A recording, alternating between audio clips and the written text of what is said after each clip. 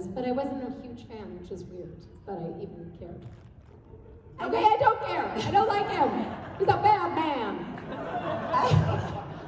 I just think sometimes, like, it happens to us, it happens to me, like, you'll be at a party somewhere and I'll see somebody and I'm like, hey!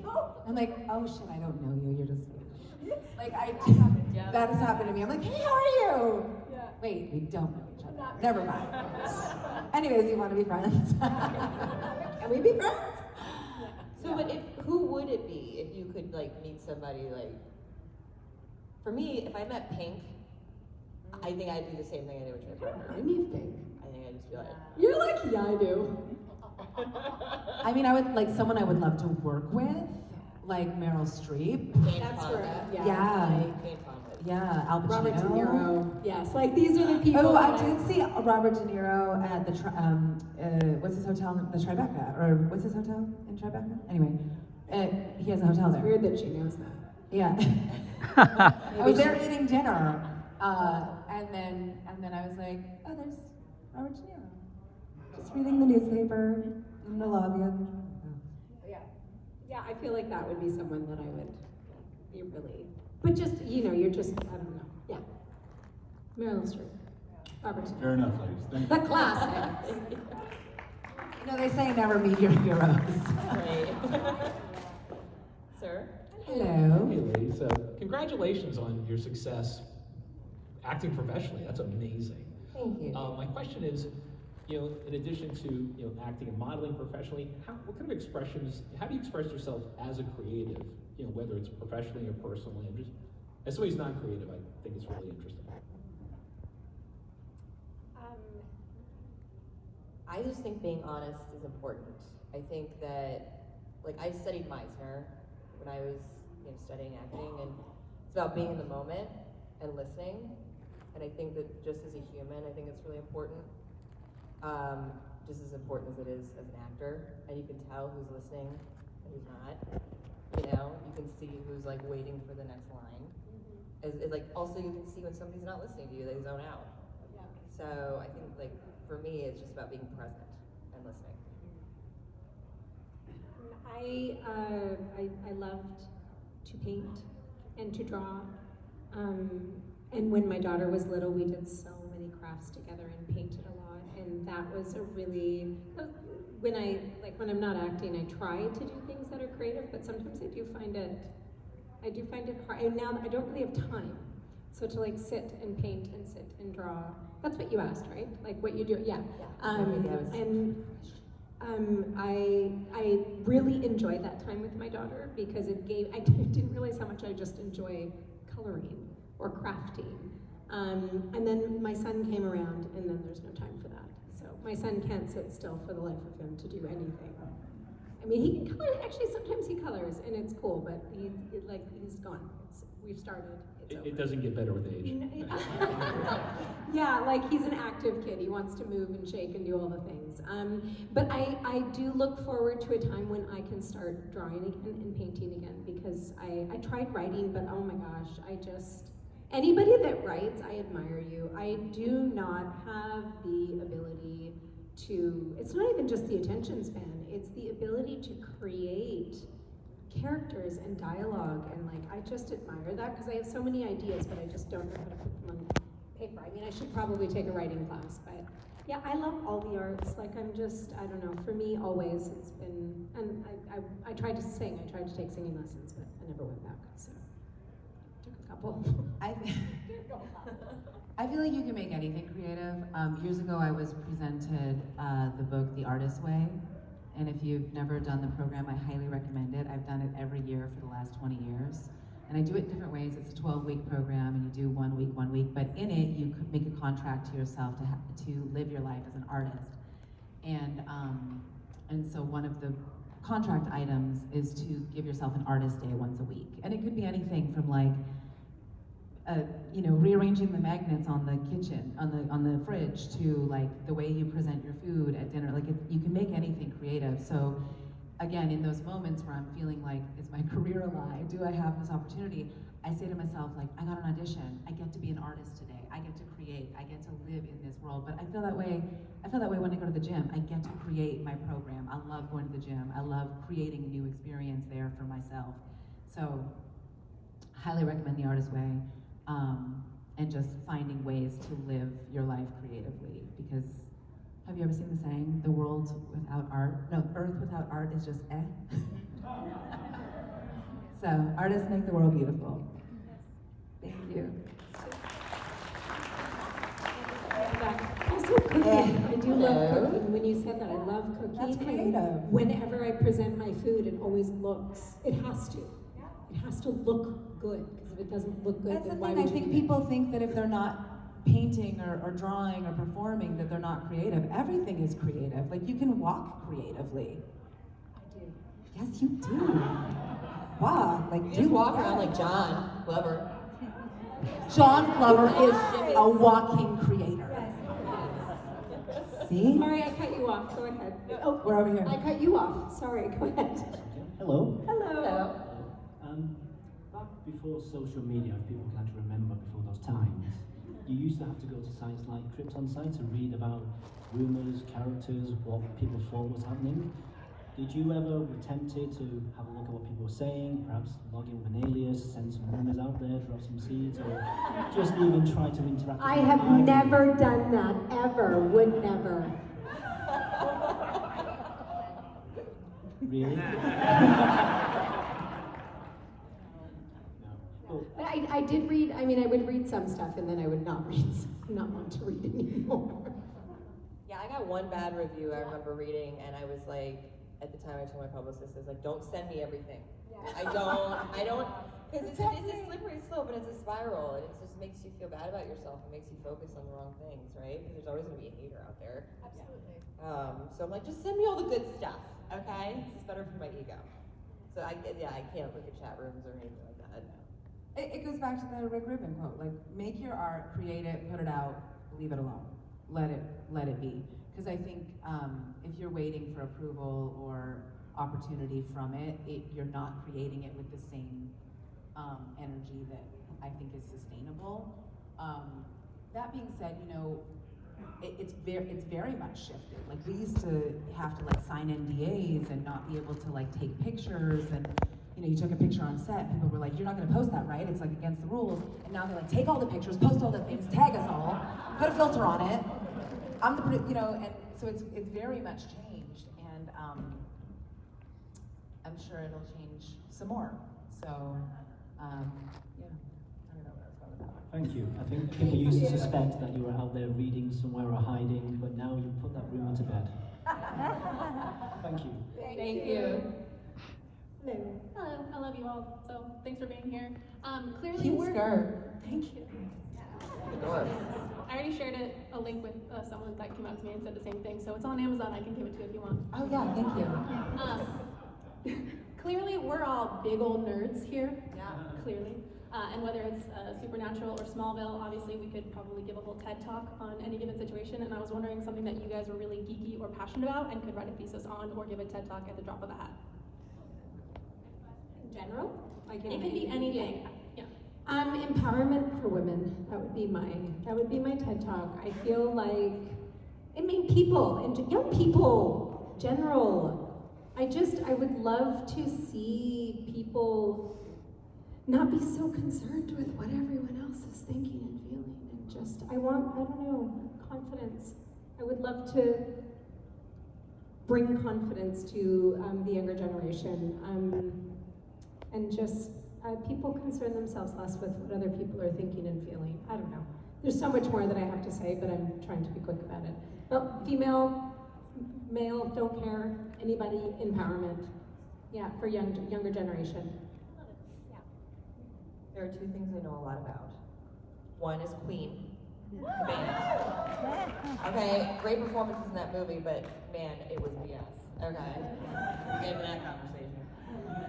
And two are sharks. So I feel like I could have TED Talks on either. So you're who Shark Week is for? Oh my god. So I wanted to be a love marine this biologist so when much. I was a kid. Like really, really really young, and then I realized that I'd probably have to swim with sharks, and I was like, no, not gonna do that. But I mean, I read about swimming. Like them but leave them alone. Yeah. Well, then I did swim with sharks in open water, and it did not help my fear. No. At all. I did that I too. never have to do that again. No. How about reef sharks? Reef sharks are fun. Yeah. They're not, Yeah. But they like go right past you. You're like, oh, that's nice. Yeah. Why did you Or swim back to with the sharks in boats. open water? I think we should ask this question. Well, because okay, so I was in Tahiti. I did it too. Yeah, I had this girl group who we used to go on these fun adventures together once a year, and we rented a catamaran for like 7 days and just lived on the boat, and it was New Year's, and we did like a bunch of burning papers or whatever, and all of my friends had swam the day before with the sharks, black tips, and I was like, hell no, I'm gonna be over here with Erica, our captain. I was like, what's going on, dude? But Doesn't he put the chum in the water though for the shark? well. Okay, sorry, you're getting to that. So that night, I was like, you know what? F it. Tomorrow, I'm gonna. If I can start this year facing my greatest fear, I can do anything. So by myself with Eric, we went and swam with the sharks, and like the manta rays, which by the way are so sweet. They're like puppy dogs. They like lay on your chest, and you can pet them and everything else. But the sharks are really afraid of them. So all of a sudden, I was like, what happened to the manta rays? They're gone. And all of a sudden, I'm like, oh, these sharks are getting close. There's a lot. They're circling. And then Eric goes, Annie, throw the fish! Throw the fish! And I threw it, and you've never seen somebody more awkwardly get into a boat. Oh my God, I was trying so hard to dive into that thing, and I was just made it worse, splashing around, and I'm like, this is how I die. So it was actually really traumatic. Did not help my fear. You were in the water with fish or chum in your hand? Not chum. With They were like pieces of sharks. fish. They were you feeding the manta rays. What? And then, Oh my God. Okay, that's terrifying. those Good for you. I did that in Tahiti as well. This is a little plug. I shot this movie in Tahiti a couple years ago called Waltzing with Brando. Comes out on Friday. So in I'm theaters. jealous. You got to shoot in Tahiti. Yeah. You got paid to be in Tahiti. Yes, ma'am. And we went swimming with the sharks, and same thing. We had this huge cast and crew outing, and everyone was like, we had done it in open water, and then we went back to like the reef sharks area and the manta rays and all this. And I just like stayed in the boat, and I was like, I got a better view. I'll take all the videos, guys. So I got great videos of everybody, and I did. Yeah, no, they were fine. I was the one who was like, and I'm fine. I like it up here, away from the shark water. Smart. Yeah, Fridays, Waltzing with Brando, AMC. TED Talk. I were to give a TED Talk, I mean, I don't know. I have 4 kids, so I like cook a lot, I clean a lot, and I drive a lot. I could talk about that. She has so much. She has so much more than that. So much more like experience and wisdom to share. I do a lot of laundry. You know what I'd like to ask all How do young you get people? stains out? Tell us about laundry. I want to understand when you take your socks off, why you can't put them the right way. Thank you. Why do I have to touch your dirty feet? Thank you. Because I made you. Or That's anything why. in general. Anything in general. Like, Why is it t-shirt inside out? Take them off by the I don't know. Also, take your AirPods out of your pocket. Or the tissue. You know, I think the tissue's worse. Or the lip Yeah, something, 'cause you lip can't gloss. The tissue can't becomes a tissue disaster. out. No. See? Okay, maybe that's a good idea. Mommy. No, you guys are here to listen to us talk about laundry. We could do it all day. Thank you for your Stars, question. they're just like us. They hate tissues too. Hello. Hello. Hello. Do you have some experience in theater? Do you have experience in theater? Yes. Uh, That's where I wanted to start. I actually moved to New York first and wanted to be on Broadway. And then realized that that was a really hard challenge. Like everybody in New York wants to do Broadway. And I would be lucky probably to get into chorus, you know what I mean, on a production. But I was in plays and musicals. And, I moved to LA in the hopes that I would become famous enough to be put on Broadway. And it's weird, I haven't done theater since. So, that's sad. I was gonna say, yeah, LA is not much of a theater town. You have to really seek it out and like make it a point in your career. Totally, and Yeah. I'd love to do it again. It's just one of those things, it's a very different type of acting. Yeah. You know, you become comfortable in something, but I guess like it would be great to do it again because it is really uncomfortable and it's hard. Yeah, I've never done theater, but I've always wanted to. As I've gotten older, I've been more interested in doing it because I want the challenge of theater and maybe to feel nervous and excited. Yeah. Yeah, that adrenaline, there's nothing like that adrenaline. And every night's different because of the audience and you get to experience. I think that's the best part of theater is you get to experience the reaction in the moment as opposed to what we do, which is we make this product, we don't get to actually experience it with people. And it's such an actor's medium in that we genuinely get to be in a play together at the same time, whereas on television it's like very spliced up. And I did children's theater, but same thing, moved to LA and there's not a big theater community, but it's like anything, like if you haven't sort of made your mark in comedy, you don't get read for comedy. So even if you wanted to go into theater, it's like, well, where's your 25-year resume of theater? You know, you're against people who've been doing theater for 25 years. So it's not so much making a choice as it is, it's not really an opportunity for a lot of us at a certain point in our careers. Thank you. Thank you. Hello. Hello. Adrianne, you've had the opportunity to play characters in both DC and MCU properties with Agents of S.H.I.E.L.D. Can you tell us the similarities and differences of those two experiences? Well,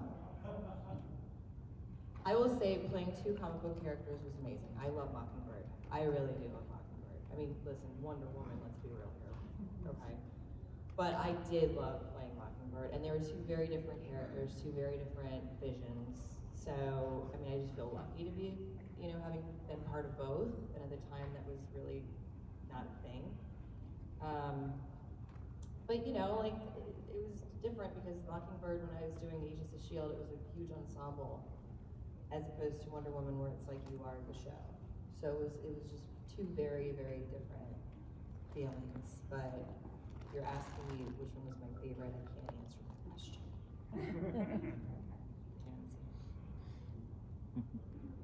No, but I didn't think you'd want to say what your favorite was. But, just the differences between perhaps the productions of the two properties. Well, it's hard because Wonder Woman was a pilot, so I didn't get to really fully experience. I mean, it was great. I got paid to wear the costume.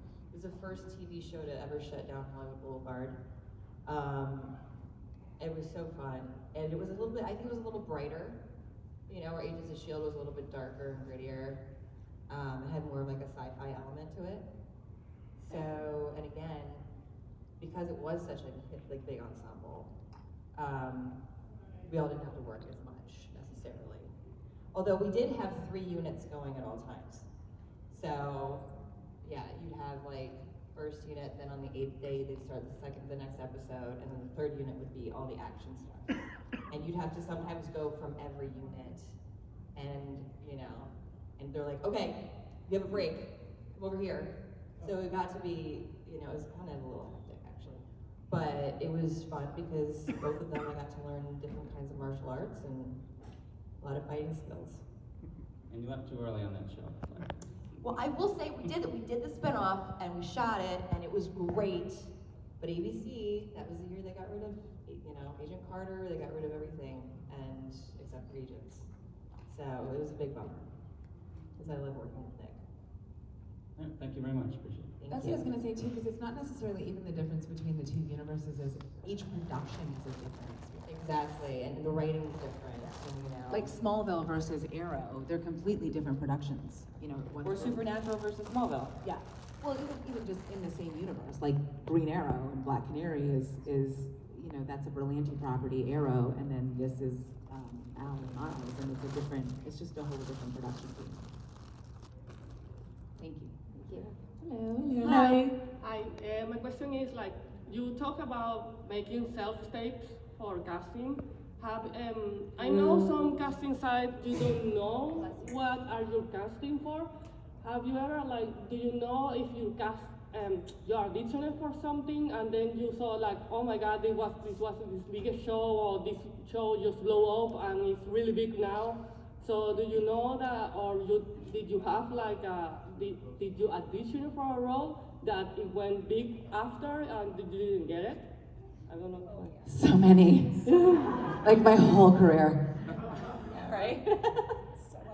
Like everything you've seen in the last 20 years that we're demographically right for, we've auditioned for it. Absolutely. Yeah, we just didn't get it. We got the ones we got. Star Trek the movie, oh my God, all the, what was the Virgin, Jane the Virgin, I read for the pilot, I did, and then I got cast as her aunt, and I didn't, anyways, some stuff happened, and I was like, man, it's gonna be stupid anyways. I was I mean, there's lots of times where you're up for a role and you're really excited about. There's I was up for Wolf of Wall Street, and that is one of those moments where you're like, well, that would have changed my life. So good. For the wife? For Margot Robbie. Yeah, for Margot Robbie, yeah, so good.